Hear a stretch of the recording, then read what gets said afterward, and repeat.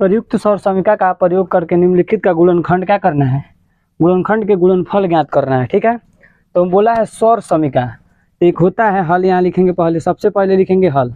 ठीक, सौर समीकरण आप लोग पिछले क्लास में सौर समीकरण के बारे में पढ़ा होगा।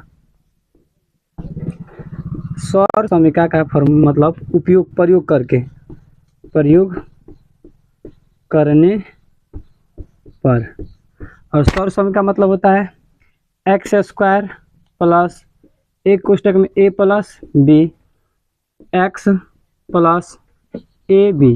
ठीक, देखिए ए इसको कहेंगे और बी इसको मान लेंगे। ठीक, एक्स स्क्वायर है तो एक्स स्क्वायर, प्लस है तो प्लस, ए का मान कितना है 4, प्लस बी का मान कितना है 10, एक्स है तो एक्स, प्लस है तो प्लस, ए का मान कितना है बाबू 4, बी का मान 10। अब देखिए एक्स स्क्वायर है तो एक्स स्क्वायर, 10 और 4 को जोड़ेंगे तो 14 हो जाएगा, 14 में एक्स से गुणा करेंगे तो 14 एक्स हो जाएगा, प्लस है तो प्लस, 10 के पहाड़ा 4 में पढ़ेंगे तो 10 दुनिया 40। ठीक, ये आपका हो जाएगा आंसर। ठीक है, इसी तरह आपका दूसरा बन जाएगा और तीसरा बन जाएगा इसी फार्मूला के आधार पर। ठीक है, इसी फार्मूला पे बन जाएगा आपका तीसरा। देखिए हम दूसरा मतलब चौथा बता रहे हैं आप लोगों को। ठीक, इसका होता है सौर समीकरण, लिख का लिखेंगे सौर समीकरण,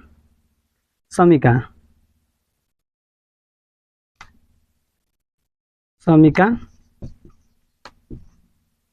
का प्रयोग करने पर, क्या करने पर, प्रयोग पर, मतलब सौर समीकरण का प्रयोग करने पर। अब सौर समीकरण मतलब देखिए एक फॉर्मूला होता है ए प्लस बी, एक कोष्टक में होता है ए माइनस बी बराबर होता है ए स्क्वायर माइनस बी स्क्वायर। ठीक, तो इतना दूर को ए मान लेंगे, इसको क्या मान लेंगे बी मान लेंगे, तो इसका स्क्वायर करेंगे। ए की जगह पे कितना है वाई स्क्वायर प्लस 3/2 का स्क्वायर। ठीक, माइनस है तो माइनस, इसे वाई का स्क्वायर माइनस 3/2 का स्क्वायर। यहाँ तक समझ में आया। इसका स्क्वायर करेंगे तो 4y प्लस 9/4, एक कोष्टक में फिर से माइनस, यहाँ पे इसका स्क्वायर करेंगे तो 4 माइनस 9/4 एक कोष्टक में। या इतना आप आंसर लिख सकते हैं, चाहे यहाँ पे एक लिख कर एलसीएम ले लीजिएगा, आंसर आ जाएगा। ठीक है, यहाँ से आप लोगों को समझ में आ जाएगा। सीधे गुणा किए बिना गुणनफल का मान ज्ञात करना है। ठीक है, यहाँ लिखेंगे हल। अब इसको लिख सकते हैं 100 प्लस 3 एक कोष्टक में, इसमें 100 प्लस 7 लिख सकते हैं एक कोष्टक में। अब इसका सौर समीकरण का एक फॉर्मूला होता है एक्स स्क्वायर प्लस कोष्टक में ए प्लस बी कोष्टक में एक्स प्लस ए बी। अब इसमें मान रखेंगे, ये सूत्र है, क्या है सूत्र है किसका, सौर समीकरण का। ठीक है, यहाँ पे 100 रखेंगे, 100 का स्क्वायर करेंगे तो हो जाएगा हमारा 10,000। ठीक है, प्लस ए अप बी, ए का मान ये है, बी का मान ये है, तो 3 प्लस 7 एक्स के मान पे 100 प्लस ए बी 3 गुणे 7 कर देंगे। ठीक, अब उसके बाद से लिखेंगे 10,000 प्लस 7, 3 10, 10 में गुणा करेंगे तो 1,000 प्लस 7 3 21, सब जोड़ देंगे इसको, हमारा आ जाएगा आपका, देखिए यहाँ पे जोड़ कर दिखा दे रहे हैं 10,000 फिर से 1,000 फिर से 21 जोड़ दीजिए, 1 2 0 1 1, आपका आ जाएगा 1 1 0 2 1, आंसर आ जाएगा। इसी फार्मूला पे आपका दूसरा बन जाएगा। ठीक है, तीसरा बता दे रहे हैं। तीसरा हो जाएगा 100 प्लस 4 एक कोष्टक में, एक कोष्टक में हो जाएगा 100 माइनस 4। अब सौर समीकरण का फार्मूला होता है ए प्लस बी एक कोष्टक में, ए माइनस बी एक कोष्टक में हो तो ए स्क्वायर माइनस बी स्क्वायर। ठीक, तो ए का मान ये हो जाएगा 100, तो 100 का स्क्वायर करेंगे, फिर से माइनस बी का स्क्वायर करेंगे 4 हो जाएगा, तो इसका हो जाएगा कितना 10,000 और 16 घटा देंगे हम। अब यहाँ पे घटा दीजिए, देखिए यहाँ पे एक, 10 में से 4, 10 में से 6 गया 4, 9 में से 1 गया 8, यहाँ पे 9 9, तो आपका आ जाएगा 9 9 8 4, आंसर हो जाएगा आपका। प्रयुक्त सौर संख्या का प्रयोग करके गुणनखंड ज्ञात करना है। तो सबसे पहले हम जानेंगे कि सौर समीकरण का प्रयोग क्या है, मतलब सौर समीकरण क्या है। तो सौर समीकरण का यहाँ होता है फार्मूला, क्या होता है, फार्मूला होता है, ठीक। सौर समीकरण बराबर होता है a² + 2ab + b² होता है फार्मूला ए का। तो हम 9 को क्या लिख सकते हैं, 3x² लिख सकते हैं, प्लस है तो प्लस, 2 है तो 2। अब ए बी का मान ऐसा रखें कि गुणा करने पर 2 में 6 आ जाए। तो 2 में किससे गुणा करेंगे, 3 में करेंगे, तो 3 दूनी 6, x गुणे वाई। आ गया समझ में, प्लस है तो प्लस, हम y को क्या लिख सकते हैं, y गुणे वाई लिख सकते हैं, चाहे y का स्क्वायर लिख सकते हैं, ठीक है।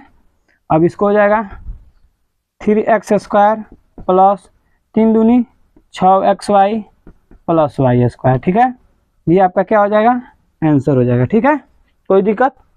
दूसरा देखिए, दूसरा भी इसी तरफ है, इसी फॉर्मूला बैठेगा। इसको हम लिख सकते हैं 2y² 2 गुणे 2 गुणे वाई लिख सकते हैं, प्लस 1 लिख सकते हैं। इसका 2 का स्क्वायर,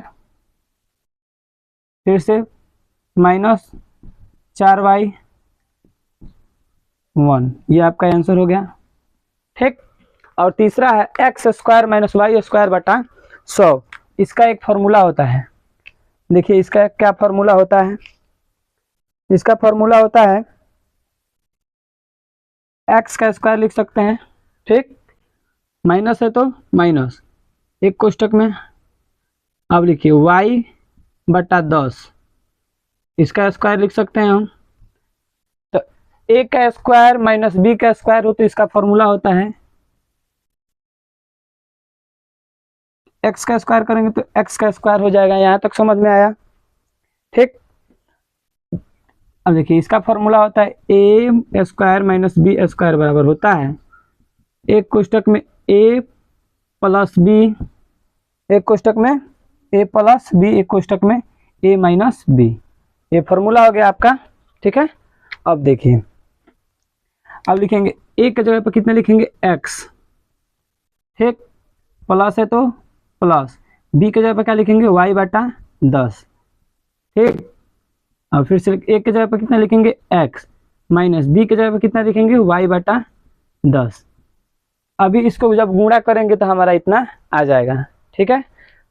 समीकरण का मतलब होता है, गुणनखंड का मतलब है कि फिर से इससे गुणा करें तो हमें पुनः इतना प्राप्त हो जाए। प्रयुक्त सौर समीकरण का प्रयोग करके निम्नलिखित के प्रत्येक का क्या करना है, प्रसार मतलब बड़ा फैलाना है, प्रसार करना है। तो हम किसका उपयोग करेंगे, सौर समीकरण। सौर समीकरण देखिए, इसको a मान लेंगे, b मान लेंगे और इसको c मान लेंगे। तो आप जानते हैं कि a, चूंकि यहाँ लिख लेंगे, चूंकि a plus b plus c का होल स्क्वायर बराबर होता है a² plus b² plus c² plus 2ab plus 2bc plus 2ac, ठीक है। 2ab प्लस 2bc, ठीक, प्लस 2ac, ठीक। यहाँ तक समझ में आया, कोई दिक्कत। अब देखिए, अब इसको a माने हैं तो x का स्क्वायर हो जाएगा, प्लस b तो 2y का स्क्वायर हो जाएगा, ठीक, प्लस c का स्क्वायर करेंगे तो c का स्क्वायर कर दिए, प्लस 2 गुणे a का मान x है, b का मान क्या है, 2y है, 2y हो गया, प्लस है तो प्लस, फिर से यह क्या है, 2 है तो 2, b का मान कितना है, 2y, फिर से क्या है, c का मान कितना है, 4z, फिर से प्लस है तो प्लस, 2 है तो 2, a का मान कितना है, x, ठीक, c का मान कितना है, 4z। ठीक, अब देखिए x का स्क्वायर, 2 का स्क्वायर करेंगे तो हो जाएगा 4y square plus 16z square plus 2 दूनी 4, 4xy प्लस 2 दूनी 4, 4 चौको 16yz प्लस 4 दूनी 8xz।